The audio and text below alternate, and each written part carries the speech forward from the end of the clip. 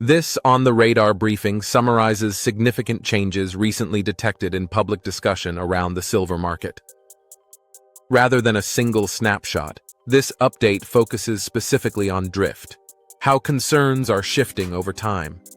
Signals reflect aggregated public discourse across investor communities, dealer conversations, and precious metals forums. They represent frequency and consistency of concern, not editorial judgment. Since the last measurement period, several previously dominant issues have fallen away, while an entirely new set of higher-intensity concerns has emerged.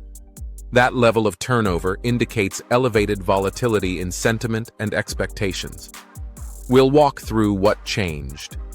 4 new signals have now entered the top tier. Each reflects a different form of stress around liquidity, pricing, and confidence.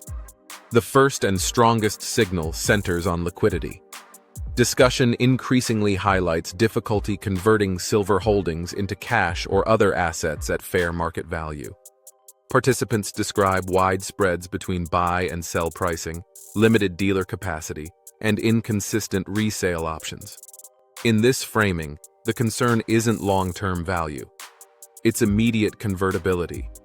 Silver may hold theoretical value, but if it cannot be sold easily or predictably, that value becomes uncertain in practice. Liquidity, not price, becomes the primary risk. The second signal focuses on retail pricing behavior.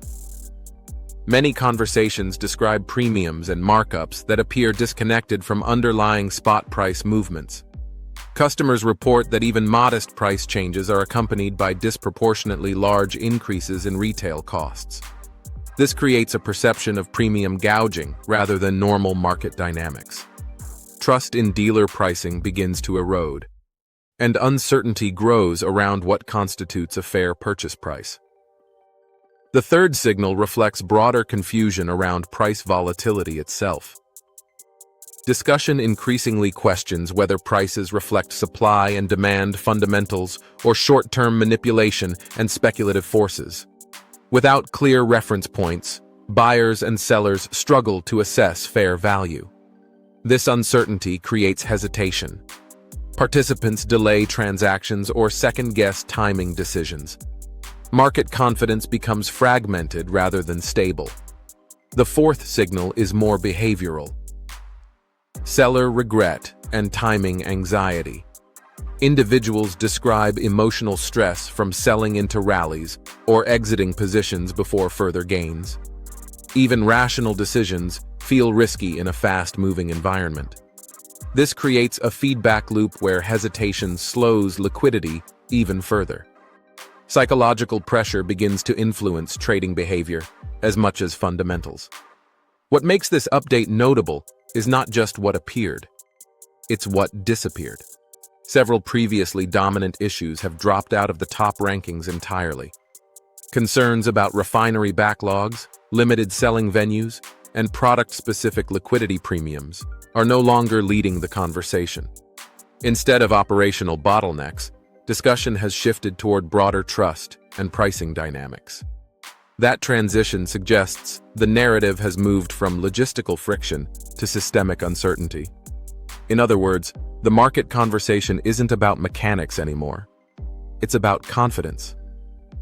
From a monitoring perspective, this level of turnover represents meaningful drift. High-rank concerns replaced within a short period indicate changing expectations and risk perceptions. These patterns are often more informative than any single headline or price movement, because they show how participants actually feel and behave in real time. Within the Global Insight application, changes like these are tracked continuously. Signals contribute to risk framing and response-oriented recommendations.